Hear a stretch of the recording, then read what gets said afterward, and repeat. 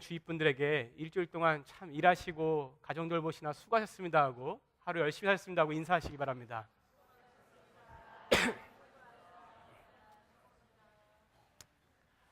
네, 여러분 참 하루하루 열심히 사시느라 수고하셨습니다. 직장에서 또 학교에서 일하고 공부하시고 또 가정 돌보시고 아이들 양육하시느라고 정말 하루하루 수고하셨습니다. 여러분들과 같이 그렇게 하루하루를 수고하면서 열심히 살았던 한 분을 소개하고자 합니다. 오래전에 도서방에서 한 책의 제목이 눈에 띄어서 읽게 되었습니다. 제목은 보시는 바와 같이 Why Me입니다. 이 책의 저자는 미국의 영적 회복을 위한 모임인 자마의 설립자이자 대표인 김춘근 장로님의 간증이 담긴 책입니다. 제목이 참 독특하죠. Why Me. 눈에 띄어서 얼른 집어들고 읽기 시작했습니다. 첫 챕터를 딱 펼치고 첫 제목을 보는 순간 의외의 글귀가 적혀 있습니다. 사형 선고. 그것이 저 와이미 책의 첫 챕터에 있던 제목입니다. 사형 선고. 그의 간증의 첫 시작은 이렇습니다. 1967년에 아내와 함께 고작 200불을 들고 미국으로 공부하러 옵니다. 장로님 워낙 가난하셨기 때문에 잠자는 시간을 줄여가면서 온갖 아르바이트로 생계를 유지해야 했습니다. 그렇게 하지 않으면 학업도 할 수 없었고 또 가정생활도 꾸릴 수 없었기 때문에 그렇습니다. 낮에는 공부하고 밤에는 일하면서 그렇게 하루하루를 살았던 것이죠. 그러한 가난한 유학생활과 어려움 속에서도 공부를 열심히 해서 마침내 한국인 1세 최초로 그 어렵다는 정치학 박사도 받고 1974년에는 LA의 유명한 사립대학인 페퍼다인 대학교의 정치학 교수로 부임하게 됩니다. 그리고 4년 뒤에는 최우수 교수상까지 받게 됩니다. 정말 열심히 사셨던 분이에요. 교수로서 스포트라이트도 받게 되었죠. 그런 김춘근 교수님입니다. 그러나 1976년에 이 젊은 교수에게 청천벽력과 같은 말 그대로 그의 제목대로 사형 선고가 내려지게 됩니다. 몸이 피곤하고 자주 통증을 느껴서 한 번씩 고생하던 담석 때문에 그러겠지 하고 병원을 찾아갔는데 정밀 검사를 해보니까 담석이 아니라 간이 완전히 그 기능을 잃어서 더 이상 회복이 불가능한 상태에 이뤘다는 그런 진단을 받게 됩니다.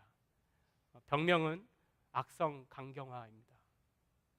수술할 수도 없는 상태까지 되어버린 그의 간의 상태를 본 담당 의사가 남은 그의 삶이 앞으로 6개월 정도 될 것이라며 마지막을 가족과 함께 보내라고 이렇게 권고했다고 합니다. 그때 그의 나이가 37세입니다. 이제야 고생을 벗어나서 안정적이고 보장된 삶을 살 것이라 생각했는데 누구도 정작 본인 자체도 예상하지 못한 일이 벌어진 것이죠. 이것저것 유명하다는 병원과 전문의들을 찾아서 전국을 다녔습니다. 그러나 듣는 얘기는 더욱더 실망만 더해가고 포기만 더해갈 뿐이었습니다. 세상의 의학도 포기한 상태에 이르러서 그는 LA에서 2시간간 떨어진 빅베어 마운틴이라는 작은 캐빈을 빌려서 그곳에서 하나님께 기도하러 올라갑니다. 어차피 죽을 몸, 하나님께서 내가 왜 죽어야 하는지 응답을 받기 전까지, 하나님 왜 나를 죽게 하십니까? 그 응답을 그 이유를 알기 전까지 내려오지 않을 거라는 그런 비정한 각오를 하게 됩니다. 사실 물에 빠진 이가 지푸라기라도 잡을 심정으로 올라간 것이죠. 그래도 나름 어렵게 살면서 하루하루 열심히 살았지만 또한 하나님을 위해 교회에서 집사로서도 열심히 봉사하고 섬겨왔는데 하나님, why me? 왜 하필이면 나입니까? 왜 그 많은 사람들 가운데 하필이 나입니까? 제가 무엇을 얼마나 잘못하고 무슨 죄를 그렇게 지었길래 이 젊은 나이에 죽어야 합니까? 왜 하필이면 납니까? 그렇게 하나님께 원망하며 부르짖습니다. 시간이 지날수록 그의 몸 상태는 더욱더 심각해져서 이제는 약물 치료로도 그의 병을 진행을 늦출 수가 없게 되었습니다. 배는 만삭의 여인같이 복수가 차오르고 물 한 모금만 마셔도 금방 배가 터질 것 같아서 고통스럽습니다. 검게 변한 얼굴과 그리고 바짝 마른 몸, 말 그대로 이제는 하루하루 다가올 죽음의 날을 기다려야 하는 그런 절망의 삶이 된 것이죠. 여러분, 어려움과 고난에 있다 하면 누구나 한 번쯤은 인생 가운데 당연히 그런 일도 있겠지라고 그렇게 생각하기 쉽습니다. 누구나 한 번쯤 인생 가운데, 과정 가운데 있는 일이라고 그렇게 생각할 수도 있겠지만, 우리가 절망이라는 표현을 쓸 정도라면 사실 보통 사람들이 쉽게 겪을 수 있는 그런 고통의 수간들은 아닐 것입니다. 어떤 일은, 그런 것들은 삶의 의지력이 약한 사람들에게 어울리는 말이라고 핀잔을 주기도 합니다만, 만약 그런 말을 한다면 그건 지극히 교만하고 어리석은 생각입니다. 사람은 누구나 어려운 일을 해결하는, 또 맞닥뜨리는 일에 대해서만큼은 자신감의 차이는 있을 수 있습니다. 그러나 당장 내일 일이 어떻게 변할지, 일어날지 전혀 예측할 수 없는 우리의 존재를 생각할 때에 언제든지 나에게 김충근 교수 같은 절망의 순간이 다가올 수 있습니다. 어려움이 올 때는 스스로 해결을 하기도 하고, 또 어떤 문제는 우리가 아무 일을 안 해도 시간이 지남에 따라 자연스럽게 해결되기도 합니다. 또는 잊혀지면서 넘어가기도 합니다. 이런 일 저런 일 겪으며 살아가지만 정작 자신이 이러지도 저러지도 못하는 상황 속에서 내가 더 이상 이제 아무것도 할 수 없는 그런 상태에 놓여 있을 때, 그때의 느낌이라고 할까요? 우리는 말 그대로 절망이라는 것을 느끼게 됩니다. 말 그대로 이제는 더 이상 소망과 희망이 없는 끊어진 상태를 얘기하는 것이죠. 오늘 본문에 처한 이스라엘 백성의 상황이 이와 같았습니다. 이사야 선지자가 활동했던 그 당시 이스라엘은 정말 어려운 시기였습니다. 주변의 정세를 보건대 주변에 있던 약소국들이 하나둘씩 강대국에게 유린되고 온 국토가 잿더미가 돼가고, 또 포로로 노예로 끌려간다는 소식이 들려옵니다. 이제 남은 강대국들은 틈만 나면 언제든지 이스라엘을 집어삼킬 정도로 웅크리고 있었던 것이죠. 언제라도 이제 나의 조국 이스라엘은 그들의 침략 아래 짓밟혀서 멸망 위기에 놓여 있던 것입니다. 그런데 이러한 시기에 이스라엘 백성들은 선지자 이사야를 통하여서 이스라엘의 멸망이 다가왔다라는 예언까지 듣게 됩니다. 여러분 생각해 보십시오. 주변 상황은, 익히 들리는 소식은 주변의 민족들이 강대국에게 유린됐다고 얘기를 듣습니다. 그런데 그런 상황 가운데 하나님의 사람이었던 이사야 선지자로부터 이제 이스라엘이 멸망할 것이라는 예언까지 듣게 된 것입니다. 하나님의 경고를 무시하고 계속해서 그들이 범죄했기 때문이죠. 주변의 정세를 볼 때에 조국의 멸망은 의심의 여지가 없어 보입니다. 그러니 멸망의 예언을 들은 이스라엘 백성들의 마음을 한번 생각해 보십시오. 일촉즉발의 멸망의 위기 앞에 그들도 분명히 주변의 약소국들처럼, 다른 민족처럼 죽임을 당하거나 포로로 끌려갈 것이 자명했습니다. 그러니 이제 미래도 없고 소망도 없고 언제 멸망할지 모르는 상태에 놓여 있는 것이죠. 이러한 절망의 끝자락에서 성도들도 두 부류로 나눠지는 것 같습니다. 이 두 부류의 사람을 굳이 공통점을 얘기하자면 이러한 절망의 순간에 자신들이 할 수 있는 것이 아무것도 없다는 것입니다. 그러나 이 두 부류의 사람에게는 큰 차이가 있는데, 그것은 그렇다면 그러한 절망의 순간에 이제 어떻게 할 것인가라는 것에 대한 차이입니다. 한 부류의 사람은 자신이 할 수 있는 것이 이제 아무것도 없기 때문에 그래서 모든 것을 포기하듯 주저앉아 버리는 사람입니다.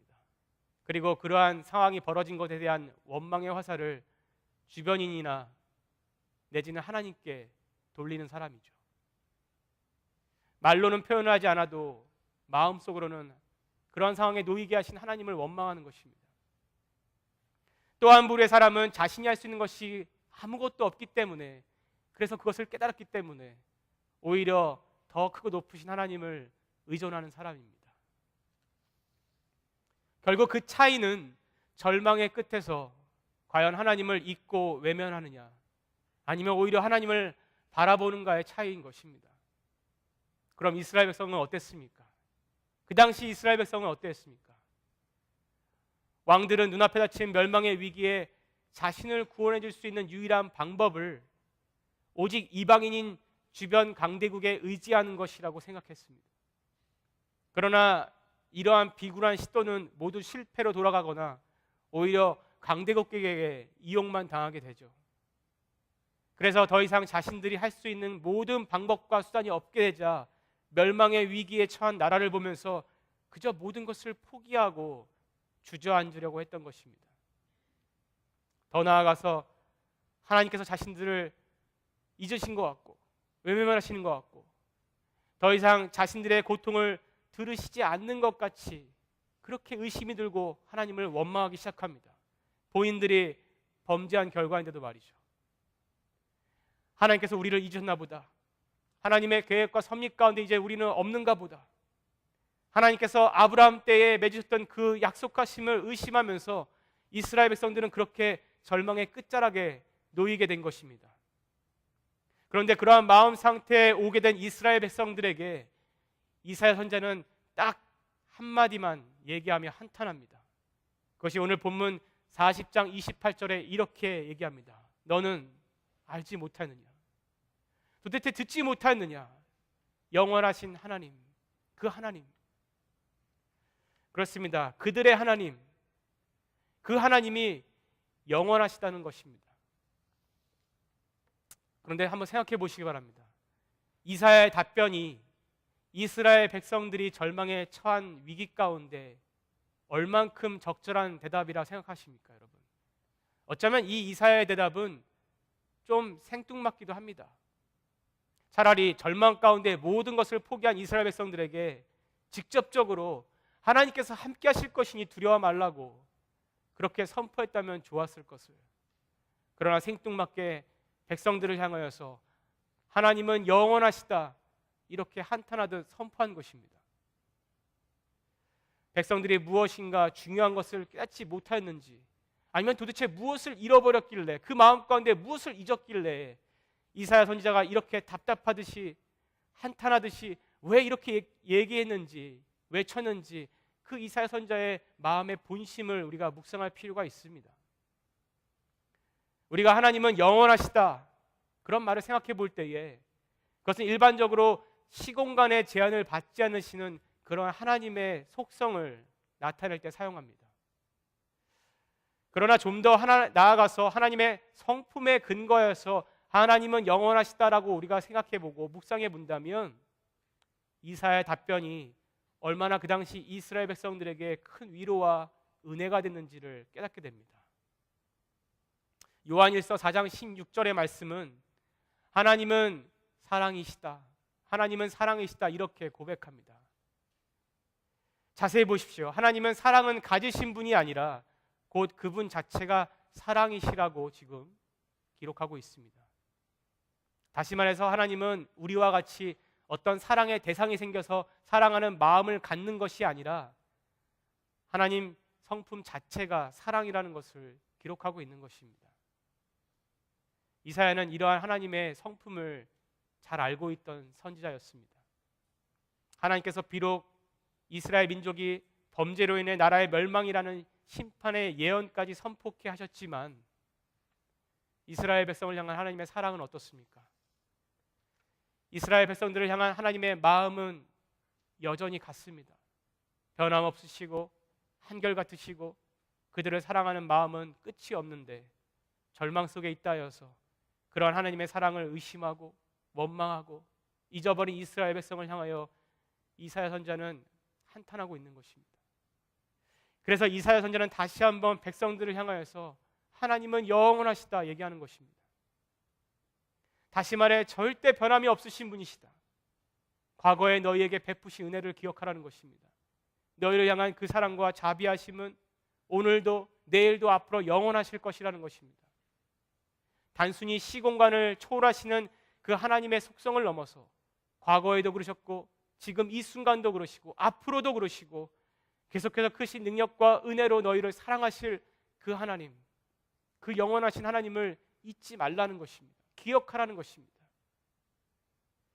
거듭되는 시련과 고난과 그리고 계속되는 침략으로 멸망의 위기에 놓인 나라를 보면서 자신들이 이제 할 수 있는 것이 아무것도 없어서 포기하고 주저앉을 때에 그 마음 가운데 혹시라도 하나님이 우리를 잊으셨는지 버리셨는지 하나님의 계획 가운데 내가 있는 것인지 그러한 마음 가운데 의심이 들고 소망이 저버리고 있을 그때에 이사야 선지자는 지금까지 이끌어주신 하나님이 어떤 분이신지 도대체 알지 못했냐는 것입니다.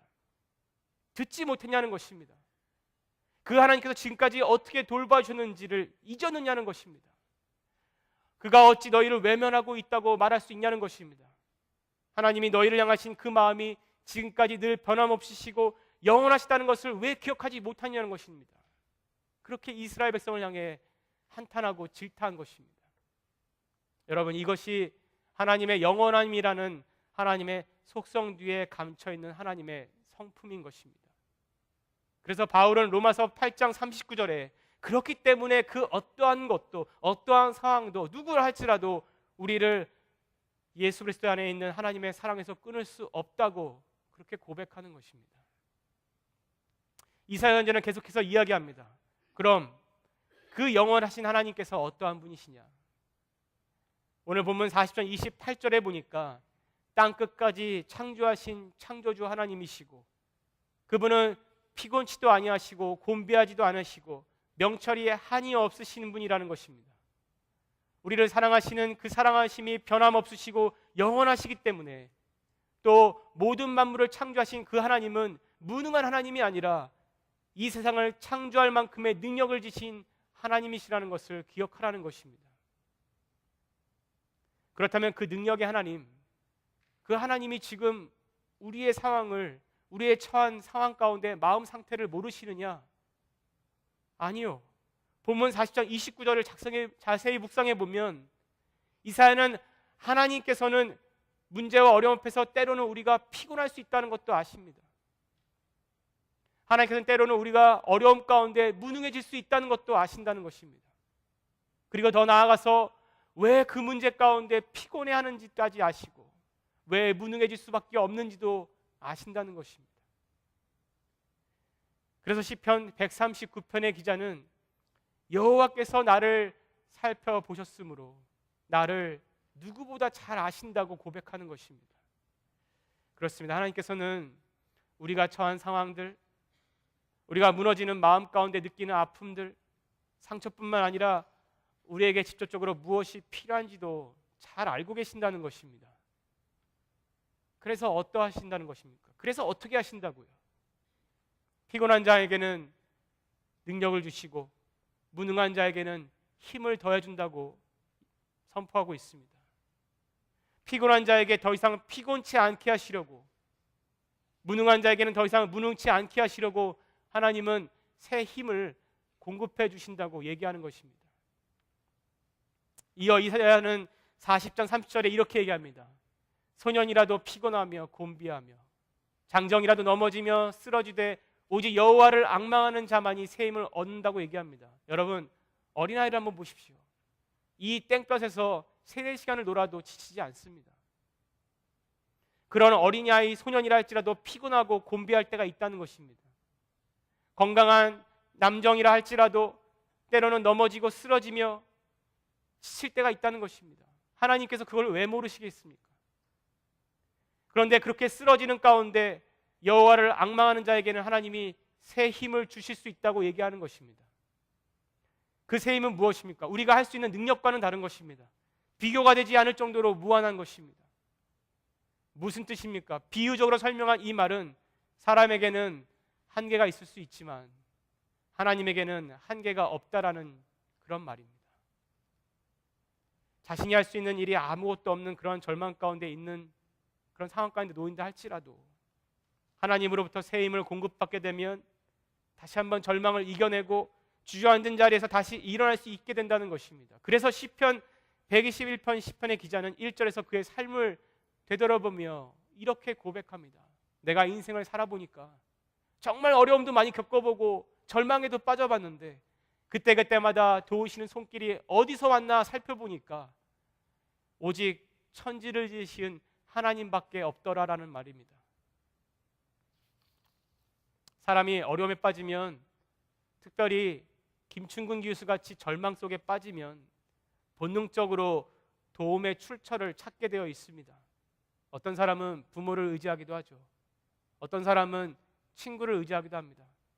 어떤 사람은 심지어 자신을 의지하기도 하고 때로는 자신이 가진 물질을 의지하기도 합니다. 그러나 이 모든 것들은 하나님과 감히 비교될 수도 없는 것들입니다.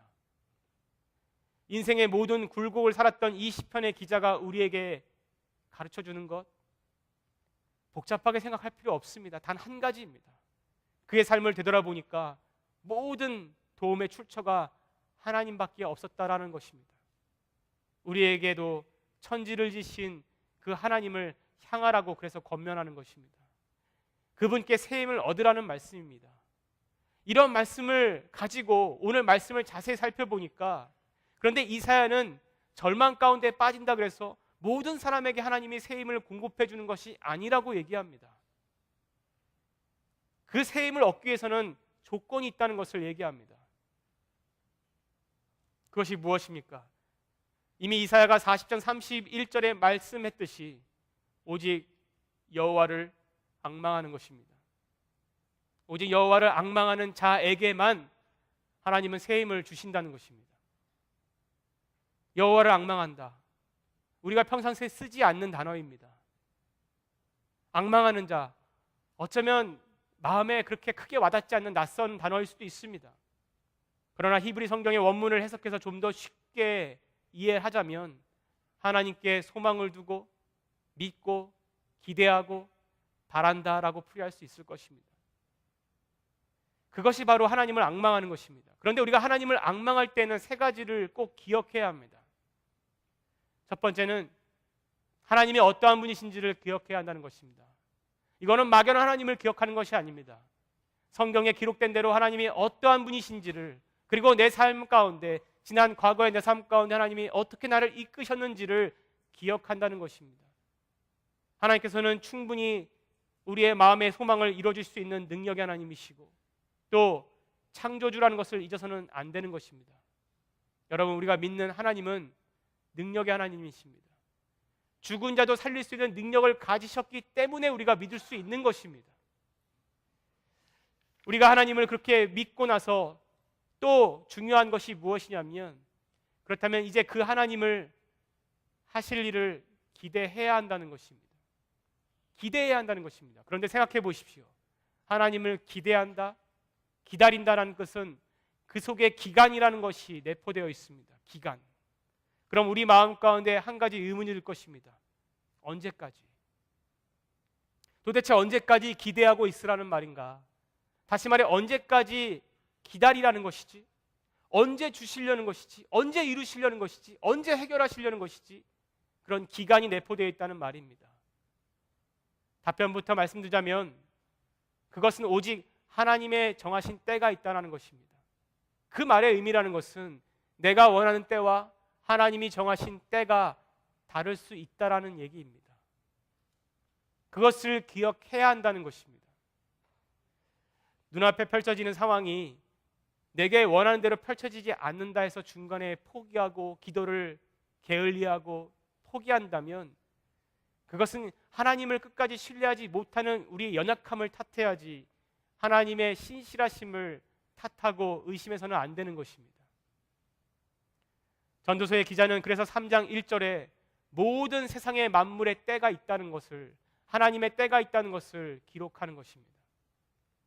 우리에게는 하나님에 대한 소망을 품은 뒤에, 하나님을 기대하고 그 하나님을 기억한 뒤에 하나님의 때, 즉 하나님의 역사하실 그 정하신 때를 기다릴 수 있는 믿음의 인내가 필요합니다. 예수님께서도 제자들에게 성령님을 보내주시겠다고 약속하신 후에 예루살렘을 떠나지 말고 기다리라고 말씀하셨습니다. 말씀하신 후에 즉각적으로 성령님이 임재하신 것이 아니셨습니다. 만약 그들 가운데 기다림을 지쳐서 인내하지 못하고 예루살렘을 떠났다면 그들 중에 누군가는 성령의 임재를 체험하지 못했을 것입니다. 그러나 그들은 예수님의 말씀을 믿고 기다리고 인내했습니다. 그렇기 때문에 그들은 마가다락방에 임했던 성령의 임재를 체험할 수 있었던 것입니다. 우리가 하나님을 앙망할 때 마지막으로 기억해야 할 것이 바로 우리 마음에 하나님에 대한 간절함이 전제되어야 한다는 것입니다. 간절함. 우리가 하나님 앞에 간절할 수 있는 이유가 뭐죠? 그것은 우리가 이제 할 수 있는 것이 아무것도 없기 때문입니다.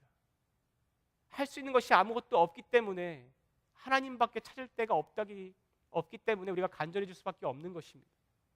다시 말해 하나님만이 해결 책임을 깨달았을 때에, 고백했을 때에 하나님 앞에 우리는 겸손할 수 있는 것입니다. 하나님의 능력을 간절하게 의지하게 됩니다.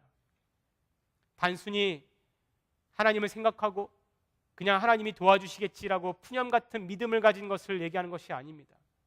그저 몇 분 정도 기도해 놓고선, 그저 몇 번 하나님 앞에 기도해 놓고선 이제 기도했으니 하나님께서 해결해 주시겠지, 그 정도를 가지고 감히 하나님 앞에 간절함을 가지고 하나님을 앙망한다고 말할 수는 없을 것입니다. 하나님을 앙망한다는 것, 그것은 정말 내 모든 것을 거는 것입니다. 물에 빠진 이가 허적대면서 자신을 건져줄 생명줄을 붙드는 그 심정을 말하는 것입니다. 야곱이 그의 형 에서를 꼬셔서 장자권을 얻고 또 그 아비였던 이삭을 속여서 장자에게 주어지는 축복권까지 뺏었던 일을 기억하실 것입니다. 그 일로 인해 형 에서의 손에 죽임을 당할까 두려워 삼촌 라반이 있는 곳으로 도주하게 되죠.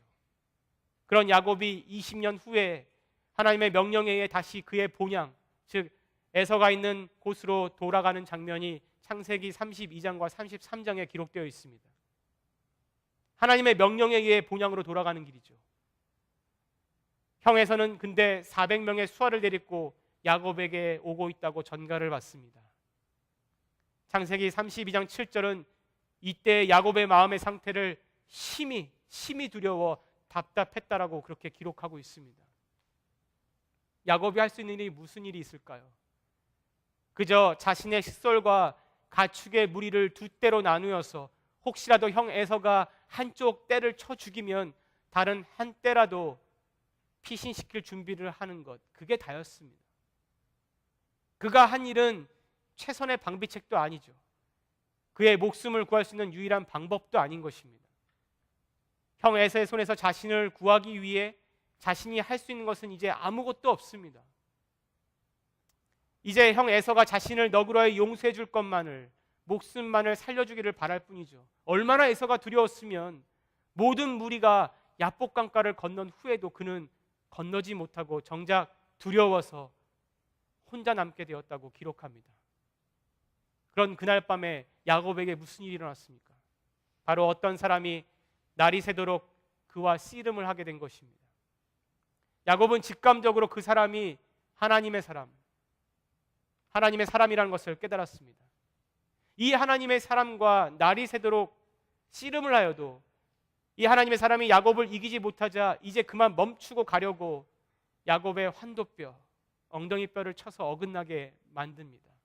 그러나 야곱은 이제 날이 밝으면 형 에서에게 죽임을 당할지 모르는 그런 상황 가운데 하나님으로부터 목숨이 보장받지 않는다면 절대 살 수가 없다라는 것을 깨달았기 때문에, 그 절박함 때문에 그 하나님의 사람을 놓아주지 않고 붙듭니다. 그때의 간절함, 절박감, 그것을 하나님께서 보신 것이죠. 그렇기 때문에 야곱은 하나님의 사람으로부터 목숨이 보장받는 축복을 받게 됩니다. 그러나 당장 눈앞에 야곱이 원하는 모습이 펼쳐진 것이 아니었죠. 그에게는 단 몇 시간이라 할지라도 기다려야 했습니다. 그래도 하나님의 신실하심과 약속하심을 붙들고 그는 인내로 기다립니다. 그 결과가 어떻습니까? 전혀 예상치 못했던 에서의 마음이 바뀌는 놀라운 기적을 경험합니다. 자신을 만난 에서가 자기에게 볼에 입을 맞추고 환영해 주는 모습을 보게 되는 것입니다. 평화적인 조우를 하게 된 것이죠. 할 수 있는 것이 아무것도 없음을 깨닫고 그저 하나님만을 붙들고 하나님만을 믿고 하나님께서 하실 일을 기대하고 간절히 앙망했더니 결국 하나님께서 해결하신 것입니다.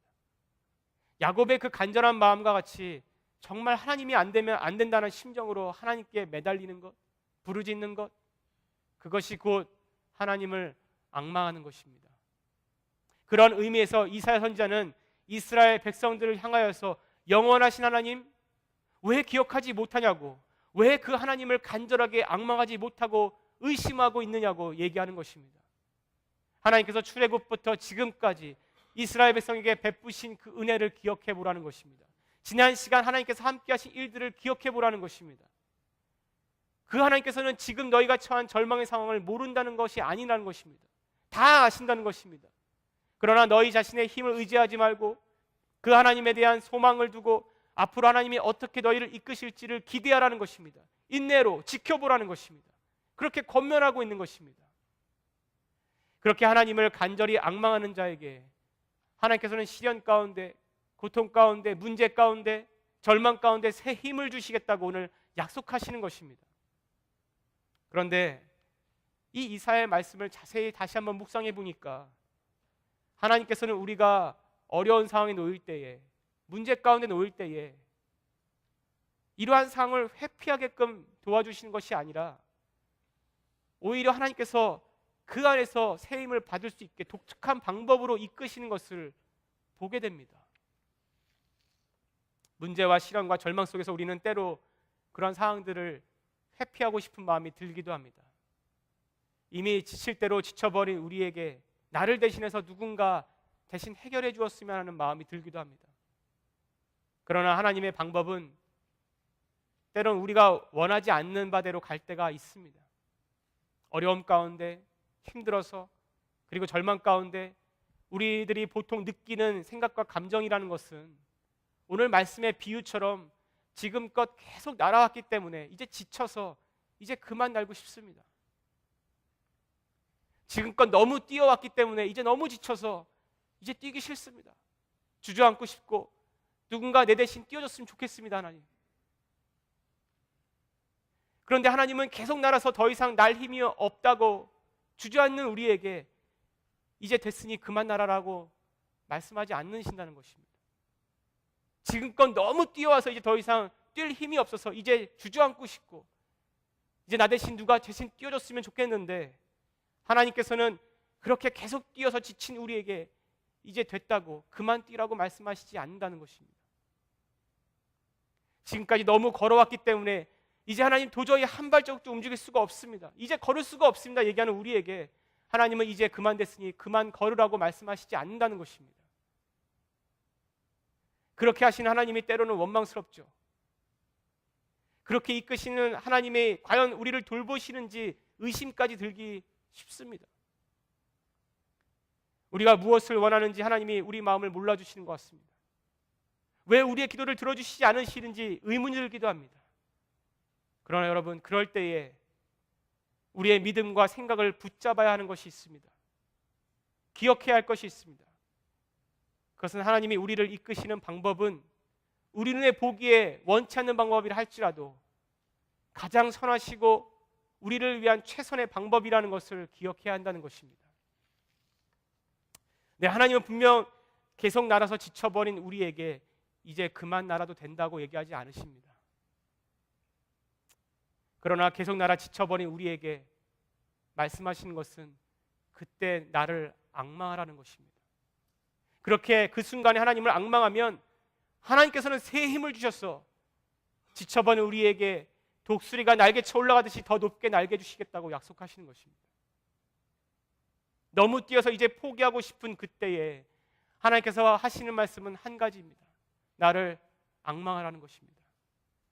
그렇다면 하나님께서는 새 힘을 주심으로 지금부터 더 뛰어도 고나지 않게 해주신다는 것입니다. 너무 걸어서 주저앉고 싶은 그때에 하나님께서 하시는 말씀도 동일합니다. 나를 앙망하라는 것입니다. 그러면 하나님께서는 지금부터 더 걸어도 피곤하지 않을 만큼의 새 힘을 또다시 부여하시겠다고 31절에 약속하시는 것입니다. 이것이 하나님의 방법입니다. 하나님을 앙망하는 자는 문제를 회피하게끔 만들어주시는 것이 아니라 그 문제를 하나님의 능력으로 이길 수 있게 해주신다는 것입니다. 그것이 하나님이 주시는 새 힘인 것이죠. 세상의 이치와 생각으로는 도저히 믿을 수 없는 하나님의 능력이 임하는 것입니다. 모든 상황을 바꿀 수 있는 분도 하나님이십니다. 우리가 기대하지 않았던 일로도 모든 문제를 풀어갈 수 있는 분도 하나님이십니다. 모든 문제의 해결책이 되시는 하나님께서 그의 살아가는 백성들, 저와 여러분이 절망의 상황 가운데 오래 있는 것을 원치 않으십니다. 그렇기 때문에 하나님을 앙망하고 하나님만 간절히 찾는다면 하나님께서 저와 여러분을 버리시지 않으시고 붙드시겠다고 강력한 의지를 오늘 말씀 가운데 해주시는 것입니다. 죽음의 시한부를 선고받은 37세 젊은 김춘근 교수, 그가 할 수 있는 것이 아무것도 없었죠. 그저 죽는 날이 다가오는 것을 기다릴 수밖에 없었습니다. 그러나 그대로 주저앉을 수는 없었습니다. 눈물로 몇 날 며칠을 하나님 앞에 기도하면서 그는 하나님의 음성을 드디어 듣게 됩니다. 나는 너를 단 한 번도 포기한 적이 없단다. 그 자신도 포기했던 인생을 하나님은 붙들고 계셨던 것입니다. 그 하나님의 사랑의 음성을 듣자마자 그는 하나님을 전적으로 부르짖습니다. 하나님만이 자신을 죽일 수도 있고 살릴 수도 있다는 것을 깨닫고 그는 하나님께 살려달라고 기도합니다. 그리고 하나님께 새로운 삶에 대한 소망을 둡니다. 처음 그가 산에 올라와 그는 하나님께 물었습니다. 하나님, why me? 왜 하필 접니까? 수많은 사람들이 있는데 왜 하필 제가 그 중에 죽어야 합니까? 내가 무슨 그 죄를 그렇게 지었습니까? 왜 하필 나를 죽게 만드십니까? 왜 나입니까? 그러나 그는 이제 하나님 앞에 다시 기도합니다. 하나님, why me? 왜 나 같은 죄인을 그토록 사랑하십니까? 그는 다시 한번 하나님께 간절히 살려달라고 기도합니다. 야복 강가에서 하나님과 씨름하며 간절하고도 절박하게 하나님을 기대하고 하나님만을 의지했던 그 야곱의 마음으로 하나님을 앙망한 것입니다. 하나님을 바라보게 된 것입니다. 그리고 하나님을 간절히 찾았을 때에 그는 하나님으로부터 시편 118편 5절의 말씀을 응답으로 받습니다. 내가 고통 중에 여호와께 부르짖었더니 여호와께서 응답하시고 나를 광활한 곳에 세우셨도다. 그는 이 말씀을 응답을 받자마자 하나님께서 반드시 자신을 낫게 하실 거라는 소망을 품고 산을 내려오게 됩니다. 산을 내려오는 그는 여전히 복수에 물이 차 있습니다. 배에 복수로 차 있고 여전히 피부는 검게 불들었으며 여전히 그의 병은 가지고 있는 상태였습니다. 그러나 그는 산을 내려옵니다. 하나님이 주신 확신이 있었기 때문에 그렇습니다. 그리고 산에서 내려와 2년여의 믿음의 인내 끝에 세상의 의학도 포기했던 간경화가 완치되는 기적을 경험하게 됩니다. 사랑하는 여러분, 지금 혹시 기도하는 제목들 가운데 응답이 지연되어서 지쳐가고 있으신지요? 이제는 아무것도 할 수 없어서 너무 힘드신지요? 포기하고 싶으신지요? 이제 그만 걷고 싶으신지요? 그만 뛰고 싶으신지요? 그만 날고 싶으신지요? 낙심과 혹은 절망 속에 있으신지요? 그러나 그 어떠한 것도 누구도 그러한 상황도 감히 그리스도 예수 안에 있는 여러분을 하나님의 사랑에서 끊을 수는 없습니다. 여러분을 사랑하시는 하나님의 마음은 변함이 없으시고 영원하시다고 오늘 하나님께서 말씀해 주셨습니다. 하나님이 계시는 한 우리 앞에 있는 지금의 시련과 문제들, 고난들, 해야 할 일, 하는 일, 어려움, 어쩌면 절망의 끝에 있다 할지라도 그 끝은 곧 하나님과 함께 새로운 소망의 시작이 될 것입니다. 믿음의 연약함과 없음을 탓하지 마십시오. 여러분의 믿음 없음은 하나님도 아시는 일입니다. 여러분의 연약함을 탓하지 마십시오. 하나님은 여러분이 연약해질 수밖에 없는 존재임을 이미 알고 계신 분이십니다. 오히려 하나님께 믿음을 달라고 기도하십시오. 하나님께 소망과 희망을 두고 정말 간절하게 한번 기도해 보십시오. 그리고 믿음으로 하나님의 때를 인내하십시오. 하나님은 그렇게 하나님을 앙망하는 자에게 새 힘을 주시겠다고 약속하셨습니다. 그 약속을 붙드시기를 주님의 이름으로 정말 축원합니다. 반드시 하나님께서 정하신 그때에 하나님의 놀라운 방법으로 우리의 삶 가운데 역사하실 것입니다. 우리는 그런 능력의 하나님을 믿기 때문에 이 자리에 있는 것입니다. 그 하나님께서 여러분을 영원히 사랑하신다고 말합니다. 때로는 피난처가 되어주신다고 얘기합니다. 때로는 환난 때에 우리에게 새 힘을 주시겠다고 약속하셨습니다. 그 하나님을 믿고 오늘 이 예배 초소를 나가 세상 가운데서 살아가시기를 주님의 이름으로 축원합니다. 우리 이 시간 다 같이 일어나서 오늘 말씀을 기억하면서 우리 하나님께 고백하는 그런 찬양을 드렸으면 좋겠습니다.